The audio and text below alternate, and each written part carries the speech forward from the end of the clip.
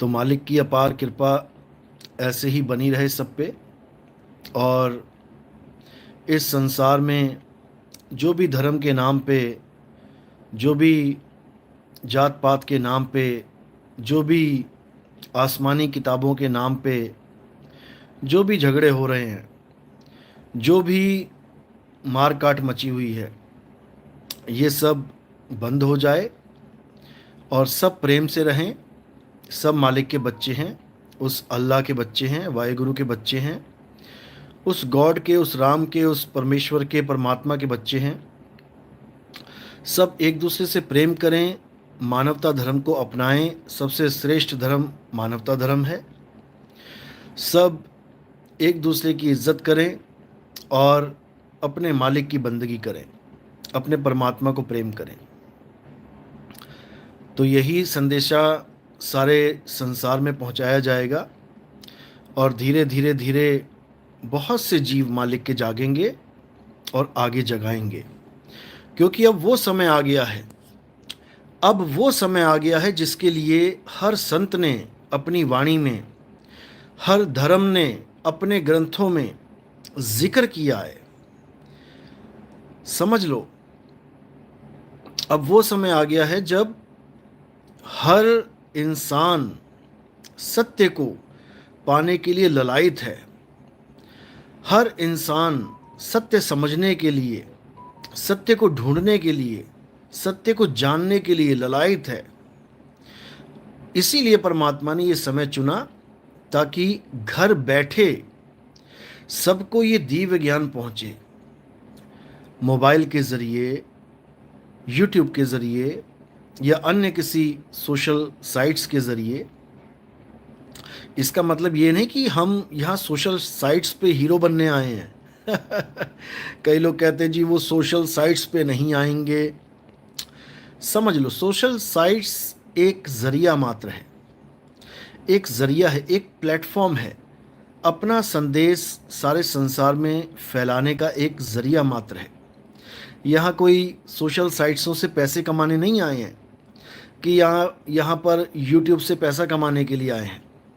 समझ लो, जितने भी यूट्यूब चैनल हैं, अगर ये यूट्यूब वाले पैसा देना बंद कर देना, ये सब काम करना शुरू कर देंगे।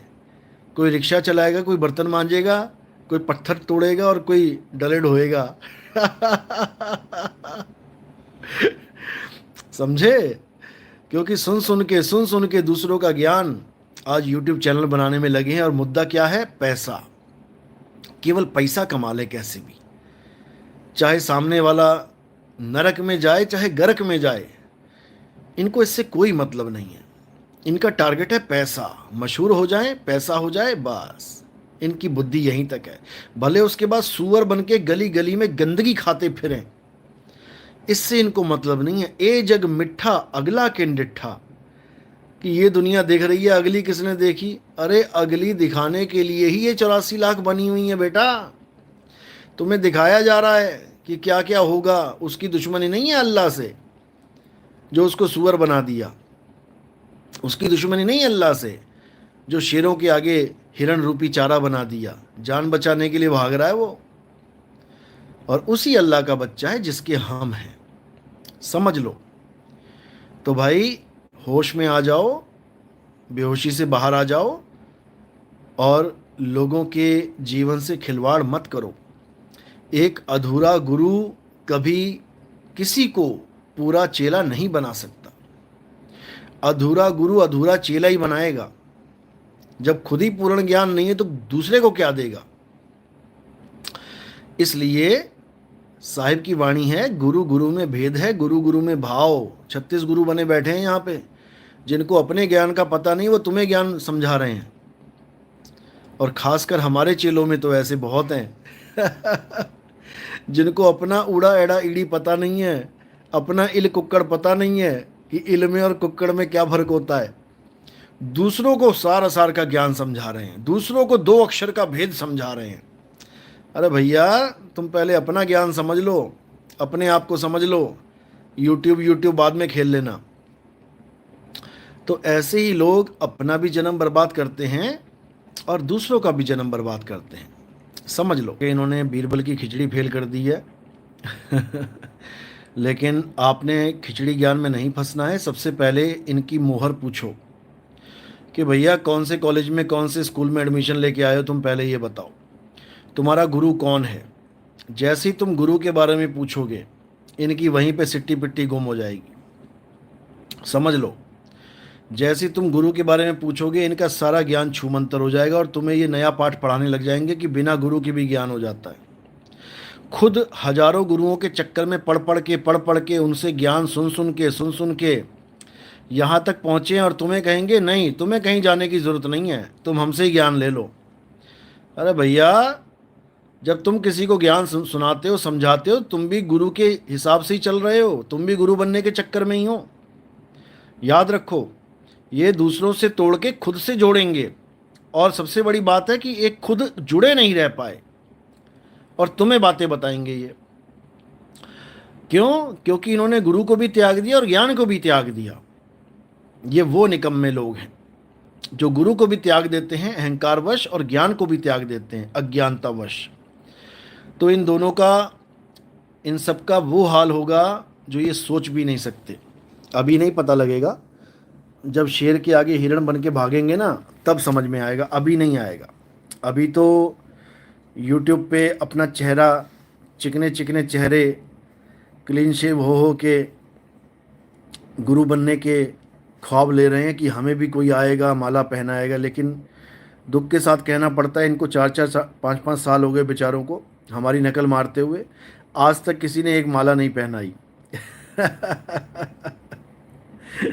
क्योंकि कृष्ण जी के टाइम में भी पौंड्रक आया था, सोचा था लोग मेरी भक्ति करेंगे, लोग मेरी पूजा करेंगे, जैसे कृष्ण जी को प्रेम करते हमें भी करेंगे। वो बेचारा सारी उम्र झक मार के चला गया, उसको किसी ने नहीं पूछा। अंत में और उसका बेचारे का कांड हो गया। तो इसलिए असल आता है तो नकल भी आते हैं।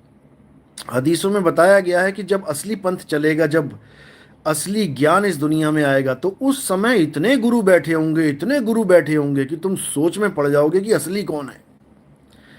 तुम चक्कर में पड़ जाओगे कि असली ज्ञान कौन बता रहा है। इतना हदीसों में हमें इशारे मिलते हैं, समझ लो।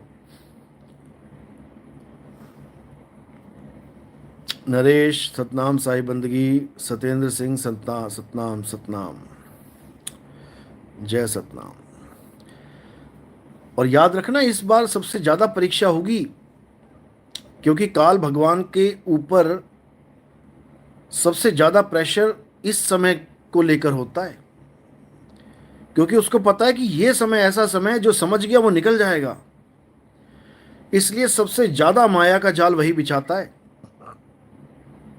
इसीलिए आखिरी फितना बोला गया है कुरान में, हदीसों में, कि दज्जाल आएगा, दज्जाल।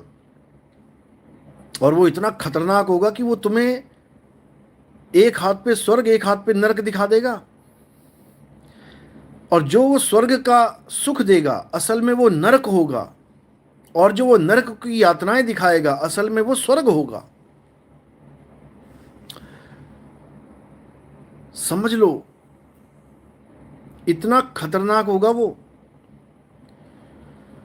यानी जितने भी ये निकम्मे बैठे हुए हैं गुरु बन के, बड़े बड़े आश्रम बना के, बड़े बड़े भवन बना के, इनको लग रहा है कि हम बड़े सुखी हैं, हम बड़े मज़े में हैं, हम बड़े आनंद में हैं, हम तो राजा बने हुए हैं।